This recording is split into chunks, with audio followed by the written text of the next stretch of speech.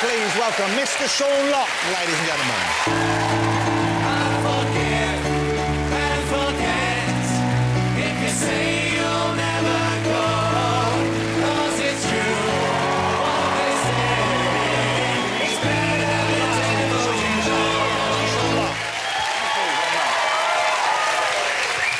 It's great to have you. I'm so thrilled you're on the show because I've seen Sean live and I do think, genuinely, I think he's a brilliant comedian. Thank you. Thanks very much, yes. How long have you been doing comedy for? When did you start? Well, I think what happened with me was I used to do loads of... It was sort of in the early 80s. I left school, I didn't really have any qualifications or anything, so I just did any job, usually low-paid jobs. Worked on building sites a lot. I did loads of terrible jobs. I was a plumber for a while.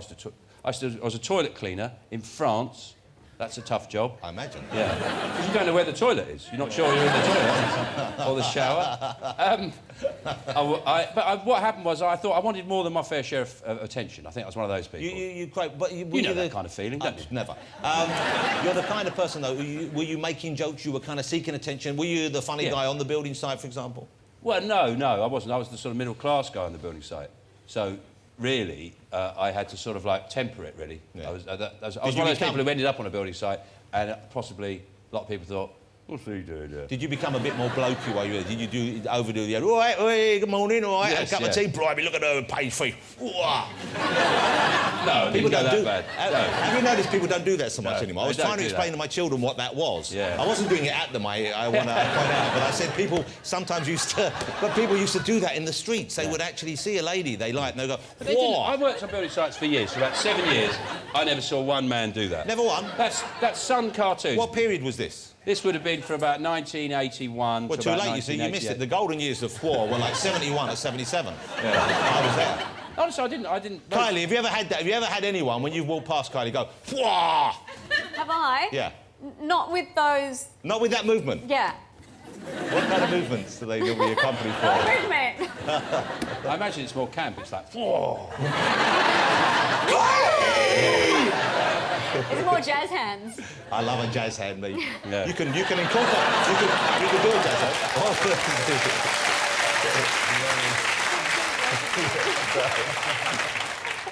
He's not seasick right now, obviously. Yeah. How gorgeous is Kylie Minogue? Lovely, she's lovely. How handsome? Have you seen the backing group? OK, shall we show people now? Looks like the... OK, hold it. Stop just there. OK, so far, so good. OK? You got Seasick Steve in the middle. He's not backing Kylie, although who knows? Maybe later on we'll get the old twangy thing out. You got two lovely ladies there, two gorgeous ladies there. They're going to be, I guess, singing and a bit of shimmering and a bit of dancing in the background. Yeah, OK. Then we move around. Now the band. Now, I'm warning you now, ladies and gentlemen, this isn't pretty. So far, so good. What's that? Look at those two. It looks like there was a fire at the James Bond convention hotel. They watched out. It'd be good, like a new Tory front bench. We're just lucky they're not wearing the flip-flops. You wanted change, we're going to give you change. Well, that's a radical future we're looking at right that'd be great. You're not a man, I imagine, who would go for that kind of thing. I mean, in terms of the sunny weather, you going out, are you in the shorts? Do you like to catch the sun? Or are you a pale fella who stays inside? I'm not really a big sun worshipper. I do go out in the sun. I sort of run between patches of shade. Yeah. I like to experience the summer underneath a willow. That sounds quite dodgy, doesn't it? It does sound... I don't really go in the sun. I'm virtually green underneath. Yeah, not underneath my clothes. I'm virtually green underneath. I'm not saying I'm jealous of your show or anything. No, years ago I can't go in the sun. I had skin cancer. Oh, I see. So this is a genuine reason. This isn't like you're not trying to just stay young and beautiful. No, you actually. Well, obviously, I've not really worked very hard at that. I was very young. I was about 22, 23 when I got it. But I used to work on building sites for many years, and you got your shirt off, and it's quite difficult to get an Irish foreman to rub a bit of ombre solaire in your back. You know, Mick, you wouldn't be a poppet, would you? And Mick might like this is pre-David Beckham. The men weren't very sensitive in those days. Well, they've changed. If you had a sarong in those days, it just meant the crotch had fallen out of your trousers. I did, and I was very lucky. They caught it really early. I was incredibly lucky, and I didn't really appreciate how lucky I was for many years, you know, until someone actually explained to me how bad it could have been. Yes, yeah. And it's a strange tale, really, because it's almost like an anti-morality tale, because the reason that I survived was because I was promiscuous. I was single at the time, and so nobody saw my body. You know, one of the things that would protect you against skin cancer, you had a partner, they'd see your body. They say that's different. Yeah, that's that changed. looks a bit You weird. want to get that looked into. Yeah. Apart from all the other things, that looks strange. That looks strange because it's right in the small of my back. So I don't know about you, but I never spend much time checking it. Only when I'm shaving it. But apart from that, no. A special. Have you got that mirror? The ring mirror. Is that like a ring road? Yeah, I've had that joke for years and never had a chance to use it. At last. And so I was what you would call.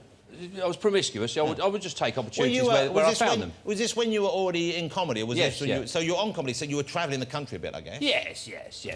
And I had an experience one evening, and this woman said to me, "There's something very weird on your back, very strange on your back." And so I went to the doctors, and they sent me straight to the hospital, and they cut it out immediately. And they said to me afterwards, you know, I still didn't really understand. They said to me, "Well, we got it early. You'll be fine. You should be fine." But they said another 3 or 4 months down the line. Wow. You know, it could have gone. I wouldn't be here. So if I hadn't been a dirty dog, I'd be dead now. Basically, that's the moral tale there, kids. If there are any people saving themselves for wedlock, you would advise against that. No, get out there and just save your life. Yeah. Do it. That's a nice Just thing. do it.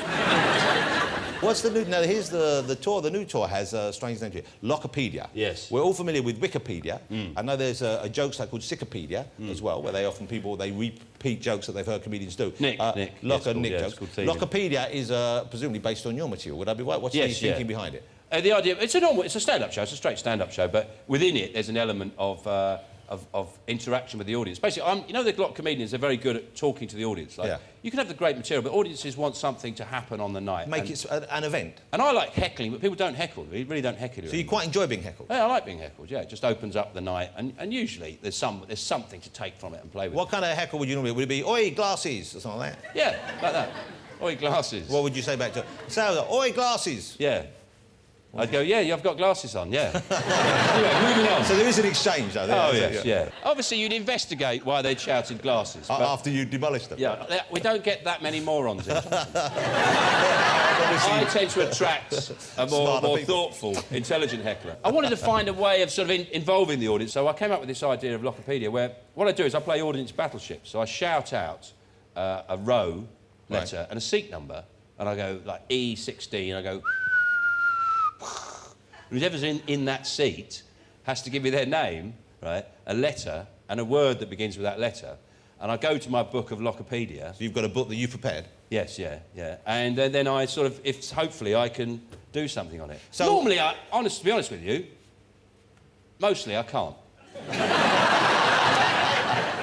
It's impossible. It's technically impossible because people shout out ridiculous things. A while back, a guy shouted out perpendicular. How can you do jokes about perpendicular? It's about how you get out of it. It's just a way of breaking up the show. So it's a nice not way, really the show itself. So it encourages interaction. Yes. I asked you to bring this book along. Do you have it with you? Yes, yeah. We have the book. We have the... Should we try it here? Could we try it here? Yeah. You have that, is that no, I think we have it out there. We have, young Will, who works on the show, who appears on a semi-regular basis. He's going to bring it out for us. He's a big Kylie fan. So,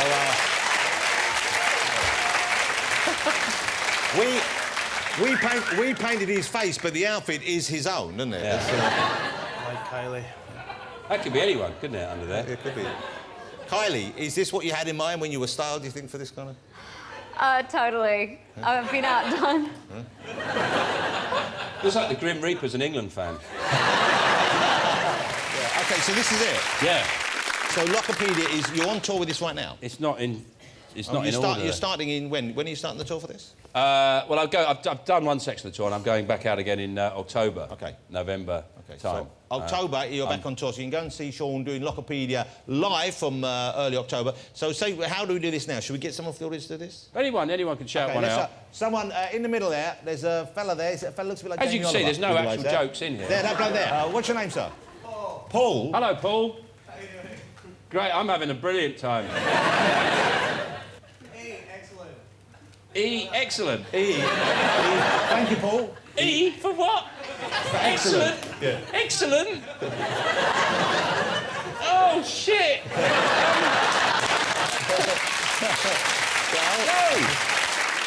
No. OK, I'll do it. We have not prepared anything, as I'm sure will soon become apparent. We won't, because we can tell by the fact that I won't have anything on what you've said. So say I was in the seat, so I stand up, I'm Jonathan. Hello, Jonathan. Hi, Sean, how are you? All right, thanks. Enjoying the show? No, Jonathan, it's my show. OK. You're just shouting out. Old habits. Yeah. OK. Now, what should I do to make your show, help you make your show work tonight? You shout out a letter, any letter. OK. You know, I was thinking P perpendicular, but I know that's no good. OK. K. K, and a word beginning with K. Kylie. Kylie. That's a name. You can't do that. OK, I'll do something. K. Look at that busting!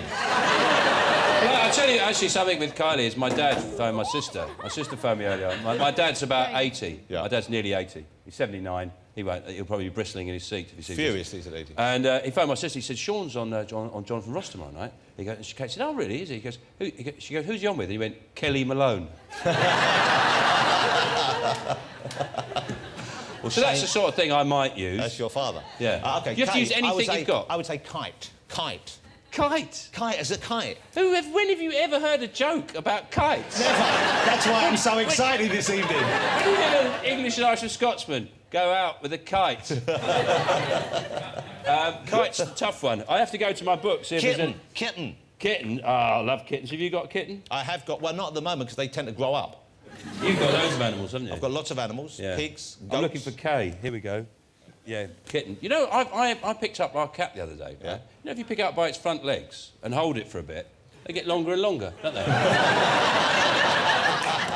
if you hold them for a while, it's like you've got a telescopic cat, isn't it? Hey, Sean Locke, ladies and gentlemen, one of the funniest comedians I've ever seen live. He's on tour from October. Do yourself a favour, catch it. Sean, great to have you here this evening. Mr. Sean Locke. Thank you very much. Excellent.